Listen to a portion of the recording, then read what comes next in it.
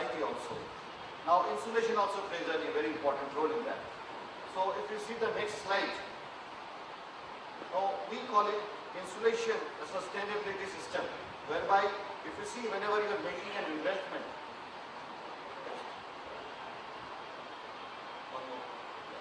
so if you see this slide, you will find that whenever you have an existing system, whether it's a power plant, steel plant or any process plant, in order to maintain the heat or the cold, you are applying insulation. That is basically a barrier. Like today you are wearing a coat because you want to keep your body in terms of your requirement as compared to the environment heat or cold. So we are making an investment. So if you see this slide, we are trying to say that existing energy conservation pattern of a system, when you make an investment in order to save something, you get a reduced energy. And when you do that, it has got a social impact, it has got a society impact, it has got a carbon savings impact also. How it happens is that now energy is produced by way of some input energy. It can be a coal energy, it can be a oil energy. So that is basically again coming what we call a fossil fuel. So the more amount of you use that, the more you are putting the system into the danger. So it is basically an impact by way of the environment, and it also generates employment. So we say that it is basically a total cycle which is having a social impact. So we call it a sustainability system. Next. Now, just before we go ahead, we just give you some of the ways how this heat transfer or cold transfer take place. Most of you know, whoever is using insulation, there is a word called conductivity. That is a basic property of the material by which it becomes a good conductor or a bad conductor, like an iron rod is a good conductor of heat, wood is not. But there are also two other aspects by which heat transfer takes place, that is by way of the convection and the radiation. Convection is related to the wind velocity which is circulating. You are having a power plant boiler, it is in the open area, there is a high wind velocity. Or you have oil pipelines which is running on the open ground, which is again has an impact on the wind. So whatever heat actually comes out, the wind takes away. So that has an impact in the present day energy conservation. Similarly, if you have a body which has got a reflective surface, when you have a steam lines after insulation, you put aluminum sheet cladding. You can also put in the chill water system cement plaster cladding. Now that has got a emissivity, that is how polished is the subject is, the object it is. The more polished it is, whatever heat is coming from the system will be emitted out to the environment. So all this has an impact when you actually calculate the extent of insulation, that is the insulation thickness. Next. Now we have this complex equation. Now whenever you have a heat conduction, convection, radiation, how you calculate the impact of in order to achieve your thickness. So heat, this is the equation, very simple, I am not going to much details. This is the heat conduction, which is primarily related to the basic structure of the material. It can be a fibrous structure like mineral wool, ceramic fiber, or it can be a rigid structure like thermocol, polyurethane foam, polyisocyanated foam, which is to the cold area. So depending upon the physical structure of the material, it will stop the flow of heat or cold. Now what comes is basically when you have this air movement or the other thing, that is where convection and radiation comes up. See for example, metal sheet, aluminum, polished surface. Take the example of a color-coated GI sheet, dull surface. Take the example of a cloth, dull surface. So all these will have an impact on the insulation. How it comes, will show you. Next one, go to the next one. Go to the next one, yeah. Okay. So if you see this slide now, so what is happening is that there is a heat object. On that you put an insulation.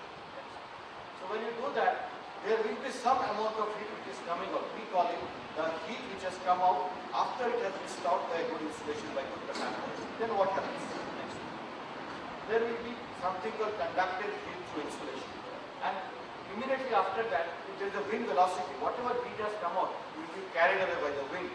So even if you have put a good insulation, if there is a good amount of wind velocity is there, the heat will be taken away. Yet, if you put your hand on the surface, you will not feel the heat because the wind is taking away. You are losing energy. Similarly, what is called radiation heat. Now, whatever heat has come out, part of it if the wind takes away, still some part will be held with the surface emissivity of the surface. If it is a polished surface, again, it will be thrown away to the environment. So you find that the heat which is coming up from a body, when you put an insulation, it will be carried away by three objects. First, the conducted heat. After it has come out, it will be carried by the wind velocity. Third, it will be carried by the radiation. Now in modern day, when you do the calculation, earlier we used to do our calculation only based on the heat conductivity. But now when you're actually working in a present area where energy is very, very scarce, if you want to use the, or you want to optimize the use of the insulation, you have to take care of these two aspects because they have a genuine impact on the heat losses. Next. Now going back this, we put them together and we get a complex situation. Now here I have given a reference of two IS standards, IS 7413, 14164.